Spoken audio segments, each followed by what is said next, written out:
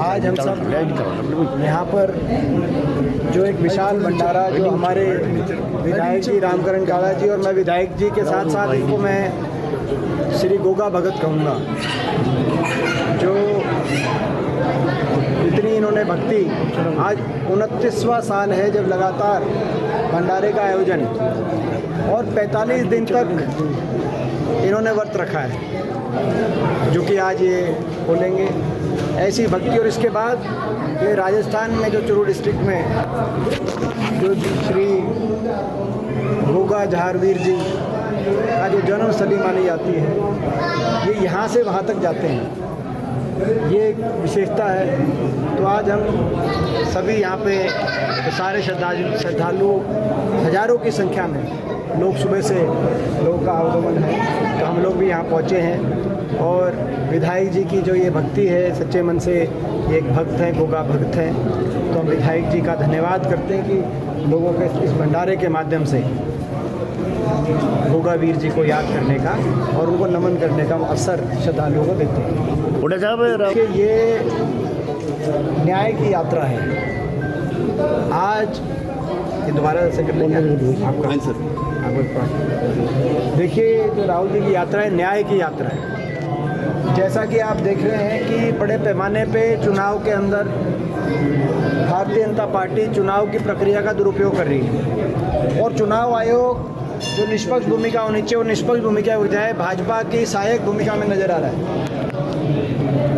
भाजपा का एक ही उद्देश्य रह गया है, शाम दाम दंड भेद और यंत्र मंत्र और तंत्र के दुरुपयोग से सत्ता को हासिल करना, यानी कि जन भावनाओं से सरकार को ना बनाना। नायब सिंह जी के शब्दों में मैं कहूँ तो सारी व्यवस्थाओं का इंतजाम करके सत्ता पे काबिज होना, जो उन्होंने कहा था कि जन भावना से नहीं, लेकिन सारी भाजपा की के पास सारी व्यवस्थाएं हैं सरकार बनाने। ये जो व्यवस्थाएं हैं ये लोकतंत्र के लिए खतरा है।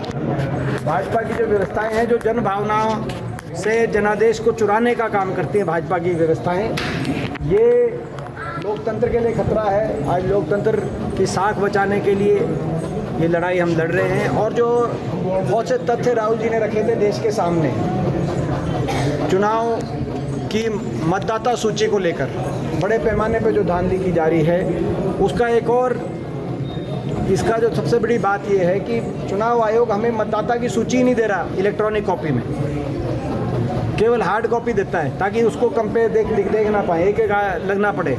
6 महीने लगे एक विधानसभा देखने में कर्नाटक में। तो चुनाव आयोग किसी भी प्रदेश की मतदाता, जबकि मतदाता सूची का अधिकार जनता का होना चाहिए, जनता को मतदाता सूची की इलेक्ट्रॉनिक कॉपी मिलनी चाहिए, विपक्ष को मिलनी चाहिए। हरियाणा में भी बड़े पैमाने पर गड़बड़ियाँ हुई हैं और हरियाणा का भी हम दिखवा रहे हैं जल्दी सारी तथ्यों के साथ। हम भी सारे तथ्य हरियाणा की जनता के सामने रखेंगे। देशवासियों को सरकार से उम्मीद है कि भिवानी में जो निर्मम हत्याकांड जो की गई है, जो भी अपराधी हों, जो भी दोषी हों, कोई बचना ना पाए, तुरंत कार्रवाई हो, तुरंत मर्डर सोल्व हो और अपराधियों को शीघ्रतम व कठोरतम सजा दिलवाई जाए। कानून के अंतर्गत जो भी शीघ्रतम और कठोरतम कार्रवाई हो सकती है वो हो। मगर दुर्भाग्य की बात ये भी है कि हरियाणा प्रदेश में कानून व्यवस्था चौपट हो गई। हरियाणा की जो सरकार है वो कहीं भी पुलिस प्रशासन का कोई कंट्रोल अपराधियों पे दिखाई नहीं दे रहा। आज से प्रदेश की स्थिति चिंताजनक बनी हुई है। जो भारत सरकार के गृह मंत्रालय के आंकड़े दर्शा रहे हैं कि सबसे ज़्यादा अपराध दर आज हरियाणा में हो गया देश में, और मुख्यमंत्री जी को अफसर सीरियसली नहीं ले रहे, क्योंकि अफसरों को पता है कि डोर कहीं और है, सत्ता की डोर कहीं और है दिल्ली में, और कहीं ना कहीं ये भी एक कारण नज़र आ रहा है। मैं मुख्यमंत्री जी को भी कहना चाहता हूँ, उनका कल बयान आया कि मिट्टी में मिलाएंगे।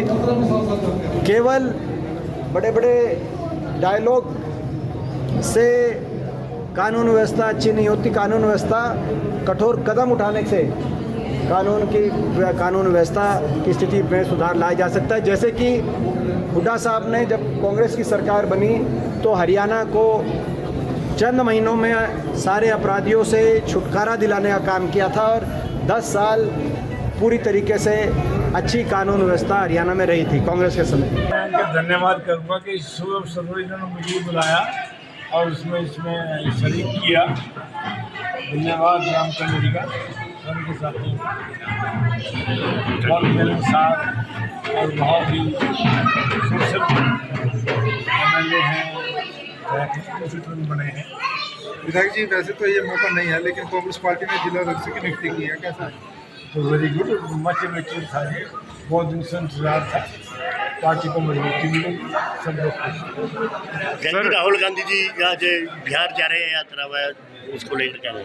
हाँ, इनको एक्सपोज करने के लिए ये जो वोटों में हेराफेरी कर रहे हैं, ऐसे तो ये कभी भी हटेंगे नहीं। ये अब तो जगह जाहिर हो गया, इस तरह वो चोर को पाल में पकड़ ले हैं, वो बात हुई है। विधायक जी, जिस प्रकार से चोरी कांड पकड़ा गया है कांग्रेस की तरफ से, तो देश की जनता से आप क्या अपील करना चाहेंगे? मैं ये कहूँगा कि इसको समझे जाने और राहुल जी की आवाज़ में आवाज़ मिलाएं, बढ़ता चला जाएगा आंदोलन।